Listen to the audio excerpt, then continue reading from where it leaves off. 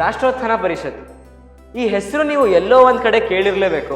60 ವರ್ಷಗಳ ಹಿಂದೆ ರಾಷ್ಟ್ರೋತ್ಥಾನ ಪರಿಷತ್ ಹುಟ್ಟಿದ ಬಗೆ ಹೇಗಿತ್ತು, ನಡೆದು ಬಂದ ಹಾದಿ ಹೇಗಿತ್ತು? ಮಲೆನಾಡ ಮಡಿಲಲ್ಲಿ ಮೈದೂರಿದಿ ಶಾಲೆ. ಶಾಲೆ ಅಂದರೆ ಈ ರೀತಿಯ ಪರಿಕಲ್ಪನೆ ಇರಲಿಲ್ಲ.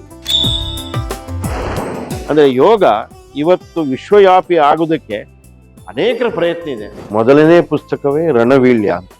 ನಮ್ಮ ಸಂಸ್ಕೃತಿ ಮತ್ತು ಮೌಲ್ಯಗಳ ಪರಿಚಯ ಆಗಬೇಕು. ಅಂದರೆ ಹೇಗೆ ಒಂದು ಇಲೆಕ್ಷನ್ ಅಂದರೆ ಹೇಗೆ ಪ್ರಕ್ರಿಯೆ ಇದೆ ಅದೆಲ್ಲ ನಿಮಗೆ ಗೊತ್ತಾಗೋದು ಮಾಡಿದ್ದು. ಭಾರತ್ ಭಾರತಿ ಬುಕ್ ಸೀರೀಸ್ ಹಿಂದೆ ಒಂದು ಥಾಟ್ ಅಥವಾ ಐಡಿಯಾ ಏನು? ಒಬ್ಬ ವ್ಯಕ್ತಿಯ ಸಮಗ್ರ ವಿಕಾಸ, ಪೂರ್ಣ ಪ್ರಮಾಣದ ವ್ಯಕ್ತಿತ್ವದ ನಿರ್ಮಾಣ. ರಾಷ್ಟ್ರೋತ್ಥಾನ ಶಾಲೆದ ಒಂದು ವಿಶೇಷಣ ಏನು ಅಂತ ಕೇಳಿದ್ರೆ ಏನು ಹೇಳ್ತೀರಾ? ಸ್ಲಮ್ಮಲ್ಲಿ ಕಾಂಪ್ರಿಹೆನ್ಸಿವ್ ಆಗಿ ಆಗಬೇಕು ಅಂತ, ಅವರ ಸ್ವಾವಲಂಬಿ ಅಂದರೆ ಅವರ ಜೀವನಕ್ಕೆ ಬೇಕಾದಂಥ ವ್ಯವಸ್ಥೆಗಳು. ಸಾಮಾನ್ಯ ಎಷ್ಟು ಹಸುಗಳು ಇರ್ಬೋದು? 650 ಹಸು ಇದೆ. ಬೇರೆ ಬೇರೆ ತಳಿಗಳು, ಸುಮಾರು 13 ತಳಿಗಳದ್ದು 650 ಹಸು ಇದೆ. ಇವತ್ತು IITಗೆ ಹೋಗಿದ್ದಾರೆ ಒಂದು 45 ಜನ, 100 ಮೇಲೆ NITಗೆ ಹೋಗಿದ್ದಾರೆ. ಬ್ಲಡ್ ಬ್ಯಾಂಕು ಬೆಂಗಳೂರಿನಲ್ಲಿ ಅಥವಾ ರಾಜ್ಯದಲ್ಲಿ ಒಂದು ಪ್ರತಿಷ್ಠಿತ ಬ್ಲಡ್ ಬ್ಯಾಂಕ್. 4-5 ಲಕ್ಷ ಪೇಷಂಟ್ಗಳಿಗೆ ಲಾಭ ಆಗಿದೆ.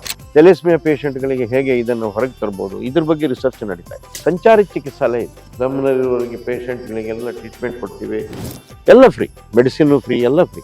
ಹೀಗೆ ಒಂದು 25 ಸ್ಲಮ್ಮನ್ನು ನಾವು ರಾಷ್ಟ್ರೋತ್ಥಾನ ನಿರಂತರವಾಗಿ